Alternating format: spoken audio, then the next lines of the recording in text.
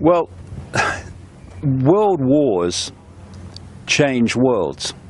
And if you have a global agenda, then global problems allow you to offer global solutions. And if you look how the world was transformed by the First World War and the Second World War, the world was a completely different place after both of those wars. And the idea all along has been to have a Third World War to complete the transformation into a global state with a world government and a world army dictating to the global population. And there was a letter, a controversial letter, because people dismiss it, but with the passage of events, it becomes more and more credible. And it was a letter written by a man called Albert Pike, who was a massive, massive Freemason in the United States in the 19th century. And it was to another Illuminati infamous character called Mazzini, Giuseppe Mazzini. And it detailed 3 world wars that would transform global society. And the first one described it in the terms that happened. The second one it described in terms that it happened. But, you can say, well, it came to light later, so, maybe they just put that in and faked the accuracy of the first 2 wars. So the credibility of what it said lies in what it said about the Third World War. And it talked about creating a conflict between the Muslim world and what it called political Zionism. And people will say, well, that's got to be a fake because there was no Zionism when that letter was supposed to be written. Well, this is an agenda that's projected a long way forward. This is why Aldous Huxley, Brave New World, and Eric Blair, George Orwell, 1984, who knew each other. Huxley taught George Orwell French at Eton College, where the royals go, and they knew each other and they became friends. And from the same sources, not least the Fabian Society in Britain, they understood the projected agenda. And we're talking there in 1932 that Huxley's book was published, 1948 that Orwell's book was published, and they are describing the society that's unfolding today at that time. And there are many, many other examples of people predicting the future who were insiders who have turned out to be incredibly accurate. So the idea that Albert Pike would know that this Zionist movement was coming and the establishment of Israel was coming is very credible when you look at the background evidence. And of course, Zionism was established not that long after this letter was supposed to be written.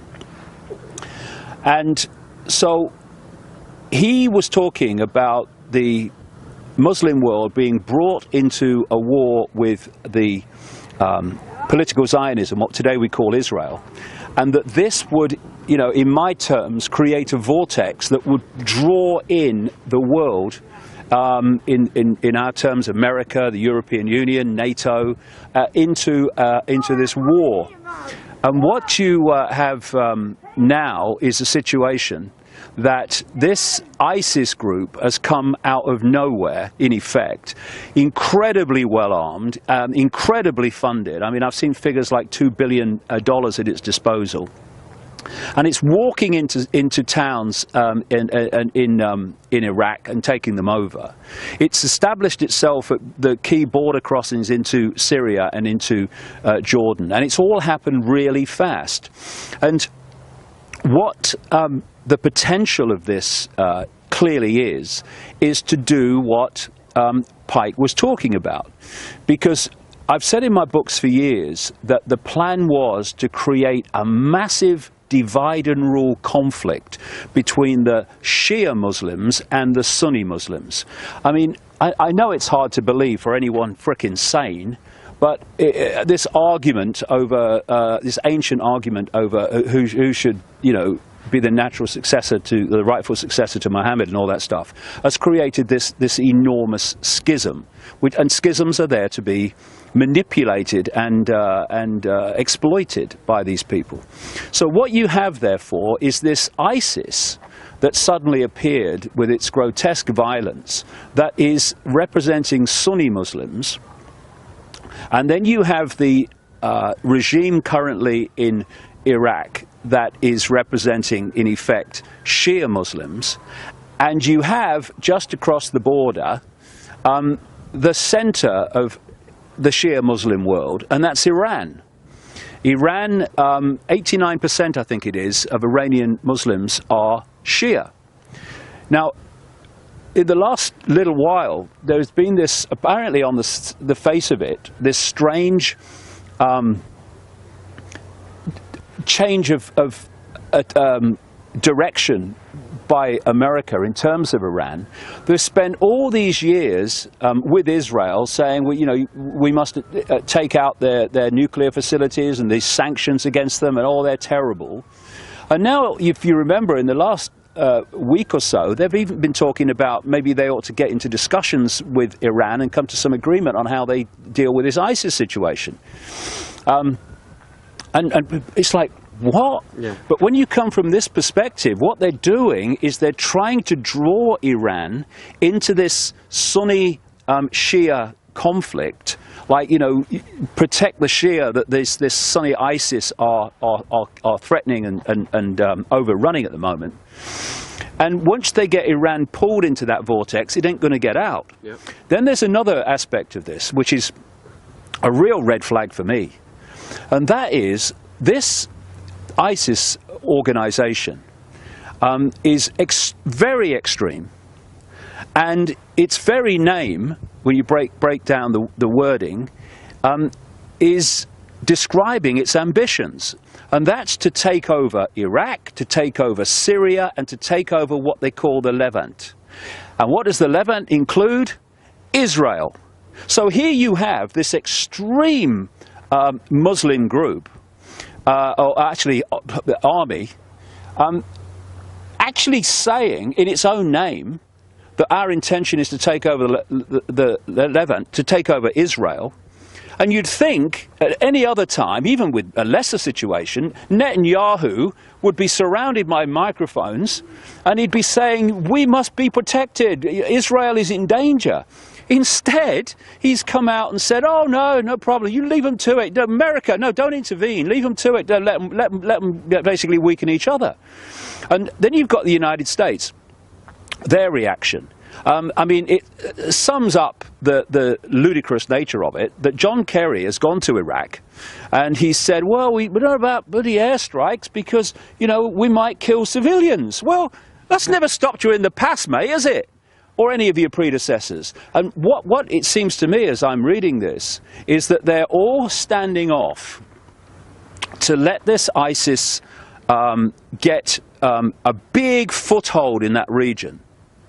And then if it moves to the point where it starts to threaten Israel, then the button will be pressed.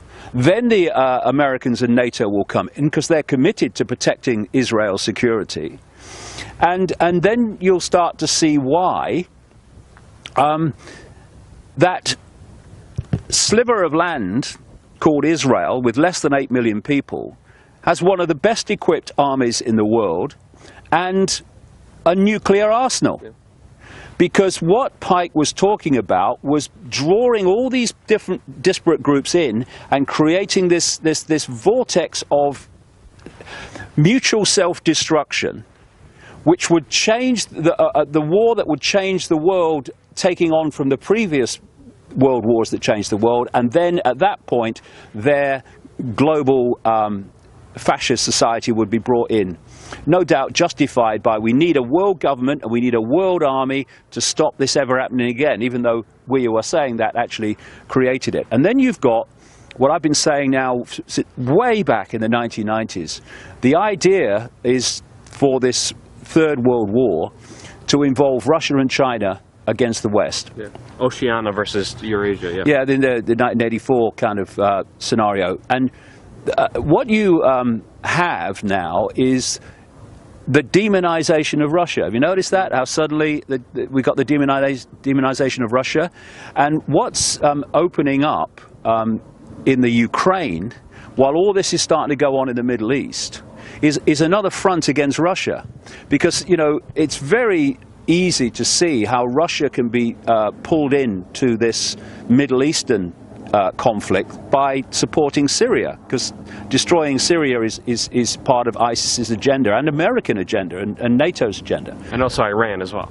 Yeah, and destroying Iran, yeah. So, and Russia would come out in support of Iran, and the same would happen with China.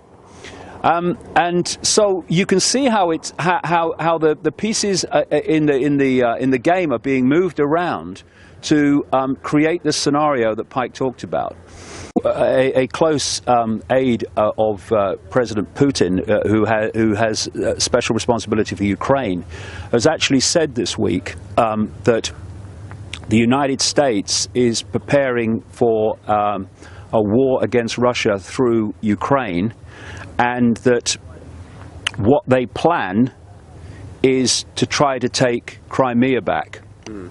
Now, you can have the odd bit of terrorism and bad things happen in Ukraine to Russian supporting people, and Putin can stay back and hold his fire because he knows what they're trying to manipulate him into.